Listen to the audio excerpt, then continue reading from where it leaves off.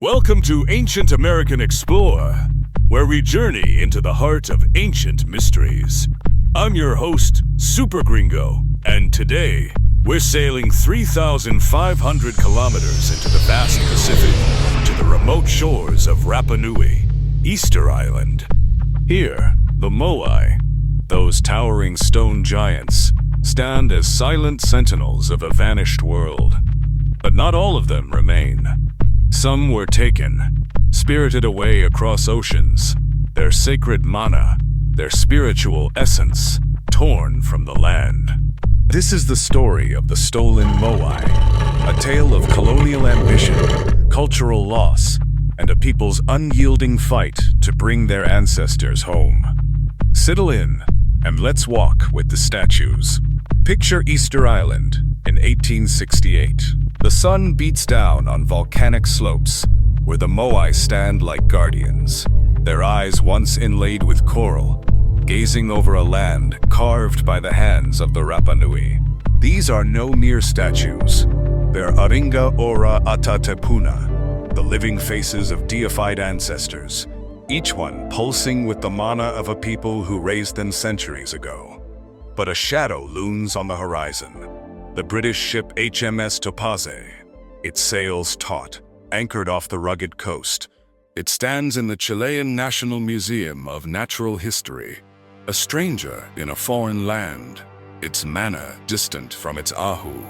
But in March 2022, after decades of Rapa Nui advocacy through the Ka Haka Hoki Mai Te Mana Tupuna program, it returns home. Welcomed with tears, chants, and offerings at Hunga Pico docks, it now rests in the Padre Sebastian Englert Anthropological Museum on Easter Island, a beacon of hope, a wound healed. In 1972, the French ship La Flore anchors off Rapa Nui's rugged coast.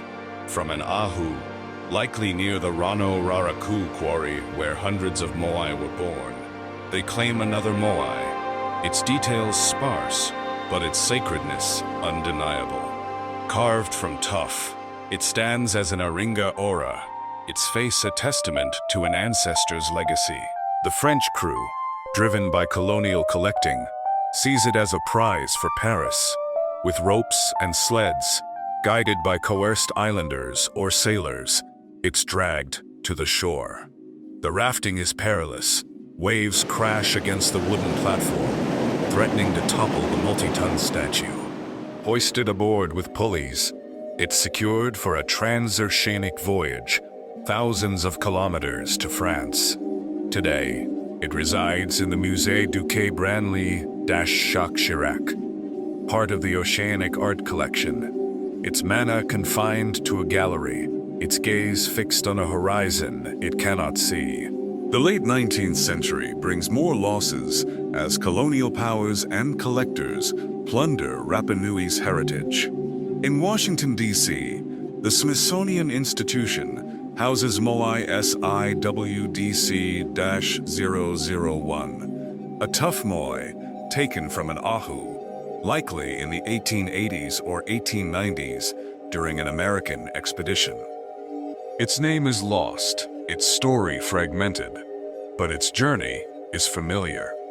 Dragged with ropes across volcanic terrain, rafted through surf, and shipped across the Pacific. At the National Museum of Natural History, it stands today, a silent ambassador of Rapa Nui culture, its mana a faint echo in a foreign capital.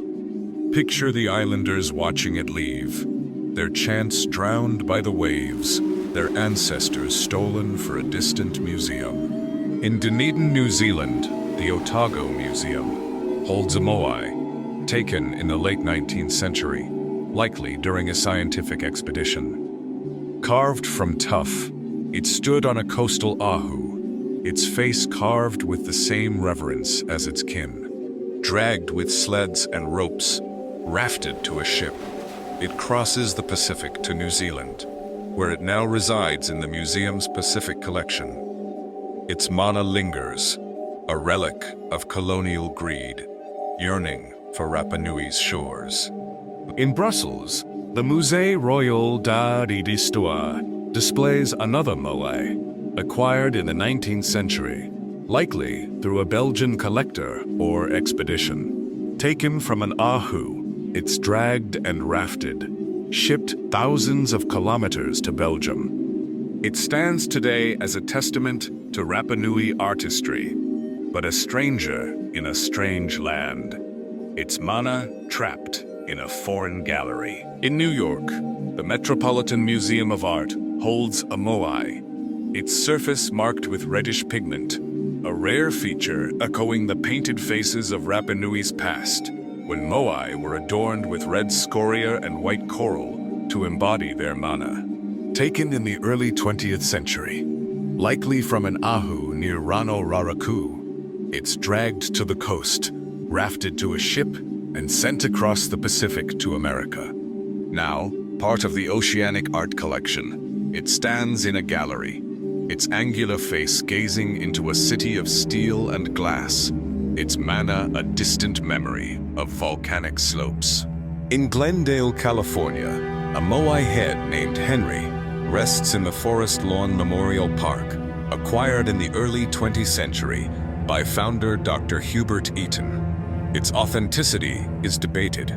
Some say it was used as ballast by Rapa Nui fishermen before being taken, but it's counted among the 13. Likely dragged from a coastal site, rafted to a ship, it crosses the Pacific to California, where it remains, a curious relic with an uncertain past, its mana questioned but not erased.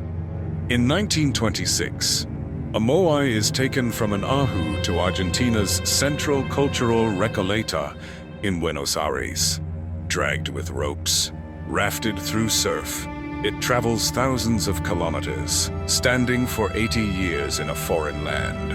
In 2006, after tireless Rapa Nui advocacy, it returns home, welcomed with ceremonies and chants on Easter Island, now resting in the Padre Sebastian Englert Museum, a second victory for the Kahaka Hoki Mai program. In the 1950s, a different story unfolds, a rare moment of Rapa Nui agency. The people gift a moai, Makaihi Moai of Ahu 1, to the Corporation Museum of Archaeology and History Francisco Fonk in Vina del Mar, Chile. Carved from Rano Raraku tuff, likely 4 meters tall, it's taken from an ahu, possibly near the quarry, with the community's blessing. Moved with consent, perhaps using modern cranes alongside traditional ropes, it's shipped 3,510 kilometers to the Chilean mainland. Standing proudly outside the Fonk Museum, it's a symbol of goodwill, not theft, its mana intact in a gesture of cultural connection.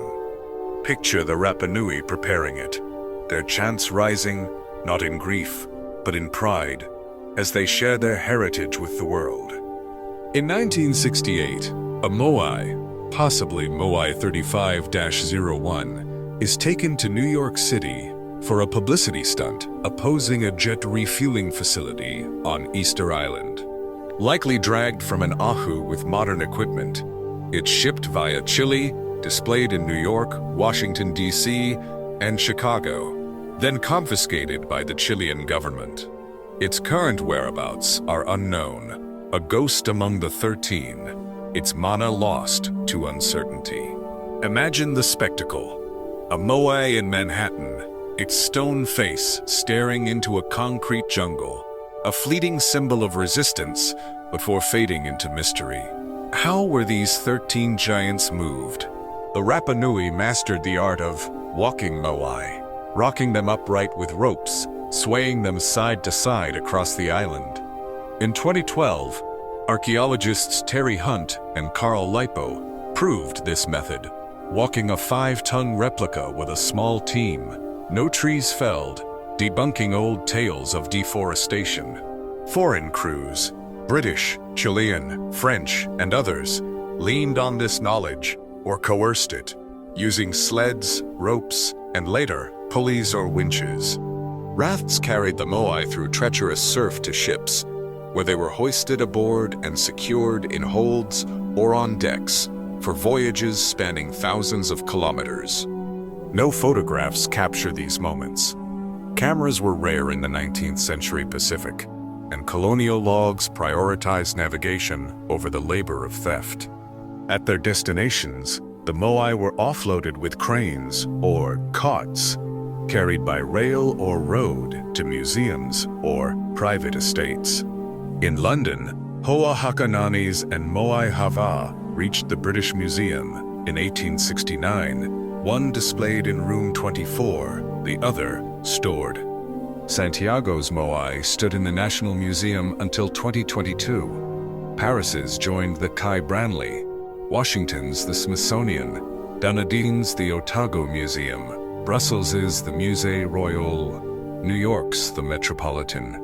Glendale's Henry found a private park. Argentina's stood in Buenos Aires until 2006, and Vina del Mar's gift was set with pride.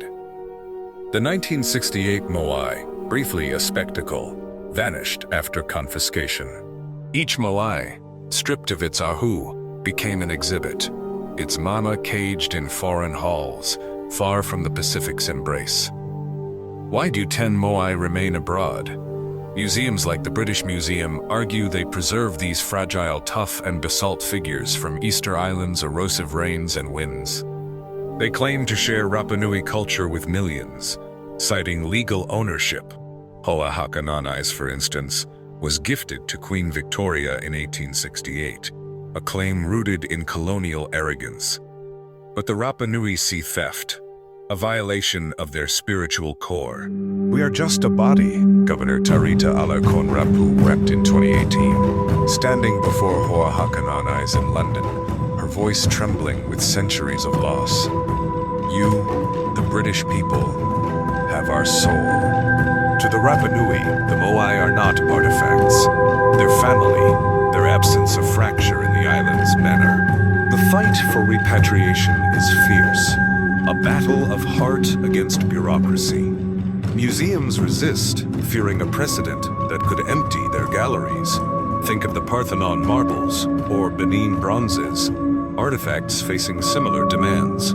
They argue that Easter Island lacks the infrastructure to protect Moai from erosion, that their controlled environments ensure preservation. Some Rapanui, like Mayor Pedro Edmonds Paua in 2018, propose a painful compromise. Keep the Moai abroad for conservation. Trade their mana for funds to build a new island museum to safeguard those that remain. It's a clash of spirit and pragmatism, of sacred memory and modern survival. The Rapanui must weigh their ancestors' return against the island's limited resources, a dilemma born of colonial legacies. Yet the Rapanui endure, their spirit as unyielding as the volcanic stone they carved. Through the Kahakahoki Mai Te Mana Tupuna program, they've reclaimed 2 Moai, one from Argentina in 2006, another from Santiago in 2022. Both were welcomed with tears, chants, and offerings at Hunga docks, their mana restored to the island's embrace. The gifted Moai in Vina del Mar stands as a bridge, not a loss, a testament to Rapanui agency in a history of theft. The Moai speak, and their voices are powerful. They tell of a people who carved giants from volcanoes, who walked them across the island with ropes and chants, who imbued them with mana to guard their land. They whisper of a wound that can heal, of ancestors who might yet return to stand under Rapanui's starry skies.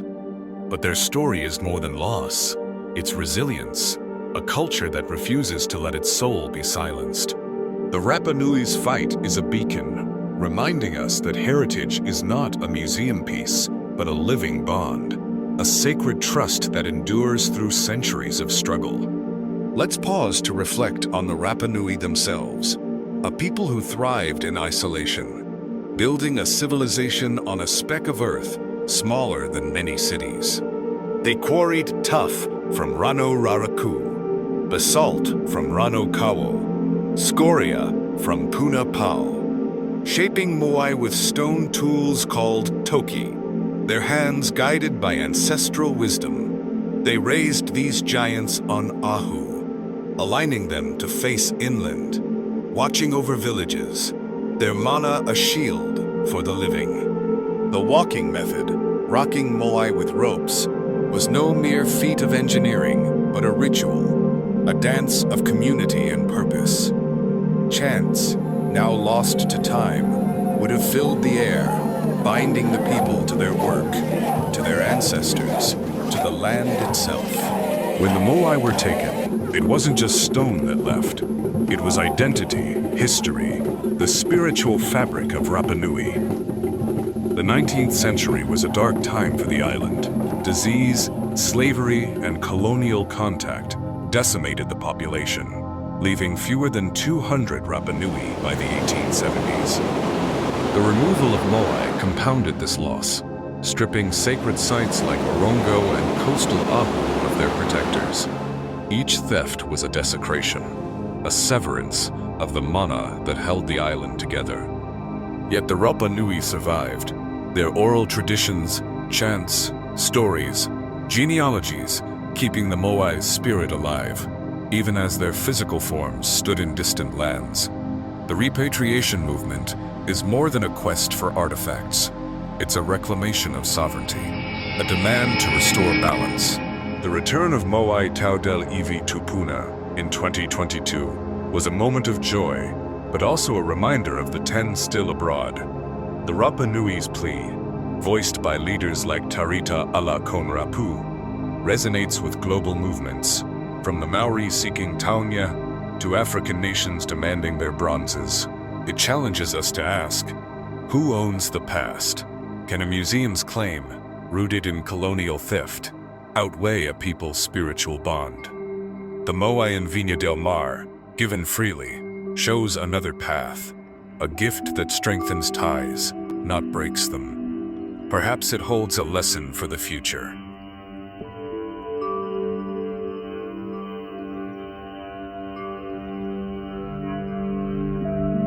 Remember to subscribe to Ancient American Explorer for more discoveries from the past. As archaeologist Tom Dillahay once emphasized, to truly understand ancient societies, we must grasp the patterns of their daily lives and the environments they inhabited.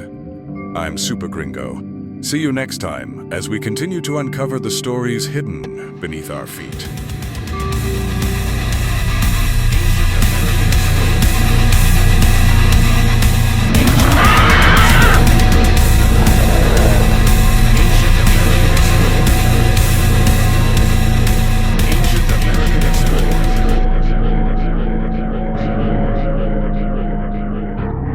Like and subscribe to Ancient American Explorer, or I will send you to have an encounter with Crumb.